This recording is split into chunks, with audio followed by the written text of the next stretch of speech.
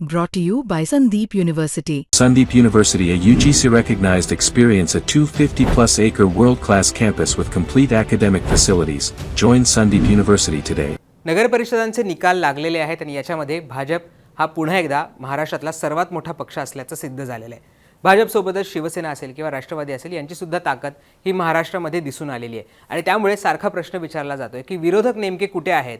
शिवसेना उद्धव बाळासाहेब ठाकरे हा पक्ष असेल, राष्ट्रवादी शरद पवारांची असेल किंवा काँग्रेस असेल, यांची कशी कामगिरी होती असे सगळे प्रश्न विचारले जातात. अर्थात काँग्रेसने विदर्भामध्ये चांगला परफॉर्मन्स दिलेला आहे, त्यामुळे काँग्रेसचं जे नेटवर्क आहे विदर्भामध्ये किंवा या स्थानिक स्वराज्य संस्थांच्या निवडणुकांमधले त्यांचे कार्यकर्त्यांचं जाळ आहे हे अजूनही कायम असल्याचं या सगळ्यामधनं समोर आलेलं आहे. परंतु शिवसेना असेल किंवा मग शरद पवारांची राष्ट्रवादी असेल यांचा जो परफॉर्मन्स होता तो फारसा चांगला नसल्याचं या सगळ्या निवडणुकांमधनं समोर आलेलं आहे. हे सगळं जरी असलं तरी सुद्धा जे छोटे पक्ष आहेत त्यांनी मात्र एक चांगली कामगिरी या सगळ्या निवडणुकांमध्ये केलेली आहे. वंचित बहुजन आघाडी असेल, मनसे असेल किंवा MIM असेल यांनी या निवडणुकांमध्ये जोरदार कामगिरी केलेली आहे आणि अनेक भागांमध्ये त्यांचे नगरसेवक हे निवडून आलेले आहेत. त्यामुळे येणाऱ्या महानगरपालिकांच्या निवडणुकांमध्ये एक प्रकारे हे पक्षसुद्धा आता मोठे दावेदार असणार आहेत. यांचासुद्धा प्रभाव या सगळ्या निवडणुकांवर पडणार आहे हे या सगळ्यामधनं सिद्ध झालेलं आहे. आपल्याला बघायचं की नेमकं कुठे कुठल्या पक्षाचे नगराध्यक्ष निवडून आलेले आहेत आणि किती जागांवर त्यांचे नगरसेवकसुद्धा निवडून आले आहेत हे सुद्धा आपल्याला समजावून घ्यायचं आहे. 3 आपण पक्ष बघणार आहोत. त्याच्यामध्ये वंचित बहुजन आघाडी असेल, मनसे असेल आणि MIM या पक्षाच्या संदर्भातली आकडेवारी आपण बघणार आहोत. सुरुवातीला आपण वंचित बहुजन आघाडीकडनं सुरुवात करूयात.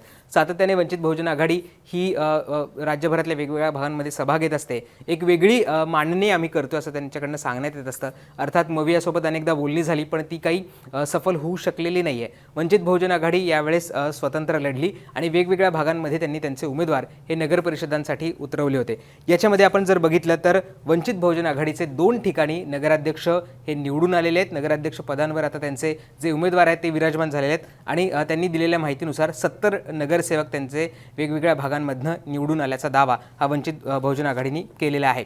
अकोल्यातल्या बार्शी टाकळी नगरपंचायतीमध्ये वंचित बहुजन आघाडीचे नगराध्यक्ष झालेले आहेत.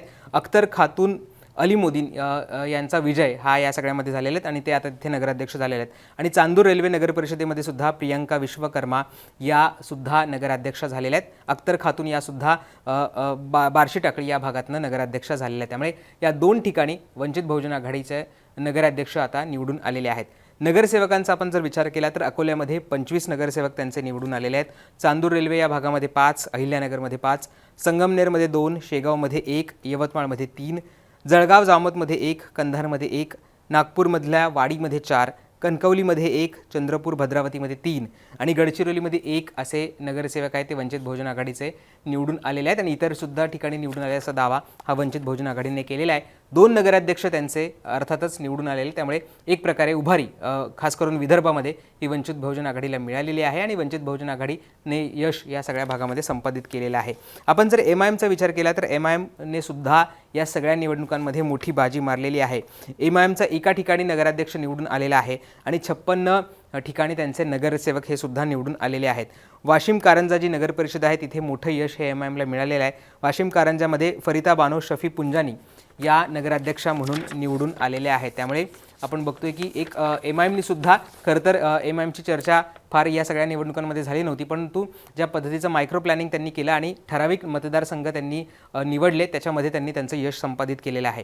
कारंजामध्ये जसं म्हटलं की त्यांच्या नगराध्यक्ष निवडून आले आहेत, त्याच्यामध्येच 16 नगरसेवकसुद्धा निवडून आले आहेत आणि 1 नगराध्यक्ष पद हे सुद्धा MIMकडे गेलेलं आहे. धुळ्यामध्ये 1 गेलेलं आहे. धुळ्यामध्ये 1 नगरसेवक निवडून आला आहे. नंदुरबारमध्ये 4, जळगावमध्ये 4, बुलढाण्यात 10, धाराशिवमध्ये 1, बीडमध्ये 2, अकोल्यात 7, कामठी नागपूरमधल्या 1, उदगीरमध्ये 2, मंगळपीर इथे 1, वाशिममध्ये 2, अमरावतीमध्ये 3 आणि नांदेडमध्ये 2 नगरसेवक हे MIMचे निवडून आलेले आहेत. आपण जर ही टोटल केली तर 56 नगरसेवक आणि 1 नगराध्यक्ष अशी ही जी टोटल आहे ती MIMची होती आहे.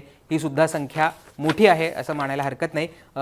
खास करून मराठवाडा आणि विदर्भातल्या भागामध्ये आणि उत्तर महाराष्ट्रामध्ये MIMनी त्यांचा जो करिश्मा आहे तो दाखवलेला आहे.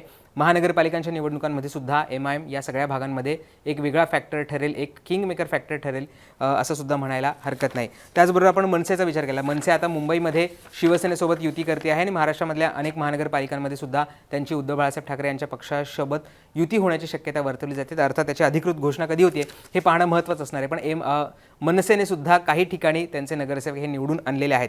आपण जर विचार केला तर 11 ठिकाणी हे मनसेचे नगरसेवक आहेत ते निवडून आलेले आहेत. देवरुख या मतदारसंघामध्ये अनुराग कोचरीकर, सिद्धेश वेल्लाळ, अक्षय झेपले असे निवडून आलेले आहेत. वडगाव कोल्हापूरमध्ये सुद्धा त्यांचे नगरसेवक निवडून आलेले आहेत. पंढरपूरमध्ये एक नगरसेवक निवडून आलेले आहेत. देवरुखमध्ये 3, वडगाव जे कोल्हापूरमधले आहे तिथे 1, पंढरपूरमध्ये 1, गडिंग्लजमध्ये 1 नगरसेवक निवडून आलेले आहेत. अचलपूरमध्ये 1, हुपरीमध्ये 1, रेणापूरमध्ये 1, भोकरमध्ये 1 आणि गुहागरमध्ये 1 असे नगरसेवक हे मनसेचे निवडून आलेले आहेत. 11 ठिकाणी मनसेने सुद्धा खातं उघडलेलं आहेत आणि 11 नगरसेवक सुद्धा मनसेने या निवडणुकीमध्ये निवडून आणलेले आहेत. इंटरेस्टिंग गोष्ट आहे, छोटे पक्ष आहेत, प्रचारसुद्धा छोट्या प्रमाणात झाला होता. ज्या पद्धतीची मशिनरी सगळ्या पक्षांकडनं वापरण्यात आली होती त्या तुलनेनं हे पक्ष छोटे होते, त्यांची प्रचार करण्याची क्षमता तितकी नव्हती. मात्र या सगळ्या भागांमध्ये त्यांनी त्यांचे नगरसेवक निवडून आणलेले आहेत आणि आपली ताकद ही दाखवून दिलेली आहे. त्यामुळे महानगरपालिकांच्या निवडणुकांमध्ये सुद्धा या छोटे पक्ष वेगळी जागा निवडून आणण्याची शक्यता आपल्याला नाकारता येत नाही. मुंबईचा आपण विचार केला तर मुंबईमध्ये काँग्रेससोबत वंचित बहुजन आघाडी ही युती करते आहे असं दिसतं आहे. इतर भागांमध्ये सुद्धा कदाचित ते काँग्रेससोबत युती करतील. तसं झालं तर त्याचा फायदा हा मुंबईमध्ये सुद्धा वंचित बहुजन आघाडीला होऊ शकतो आणि इतर महानगरपालिकांमध्ये सुद्धा होऊ शकतो. दुसरीकडे मनसे आणि शिवसेना, उद्धव बाळासाहेब ठाकरे यांचा पक्ष हा एकत्र येतो आहे. त्यामुळे मुंबईमध्ये आता मनसेला अधिकच्या जागा मिळणार का हे पाहावं लागणार आहे. तिकडे पुणे, नाशिक या भागांमध्ये सुद्धा मनसेची काही प्रमाणात ताकद आहे. त्यामुळे तिथे सुद्धा याचा सगळ्याचा फायदा होतो का हे सगळं पाहणं महत्त्वाचं असणार आहे. पण या नगरपरिषदांच्या निवडणुकांमध्ये सुद्धा या छोट्या पक्षांनी सुद्धा आपापले नगरसेवक हे निवडून आणलेले आहेत आणि आपली ताकद दाखवून देण्याचा प्रयत्न या सगळ्यामध्ये केलेला आहे. त्यामुळे तुम्हाला काय वाटतं की अशीच यांची जी कामगिरी आहे ती महानगरपालिकांच्या निवडणुकांमध्ये सुद्धा असेल का? हे सगळे जे 3 पक्ष आहेत ते विरोधक म्हणून आता पुढे येत आहेत का? त्यांची ताकद दाखवत आहेत का? याबद्दल तुमची मतं काय आहेत हे आम्हाला कमेंटमध्ये सांगायला विसरू नका आणि मुंबई तकला तुम्ही सबस्क्राईब केलं नसेल ते सुद्धा करा. धन्यवाद.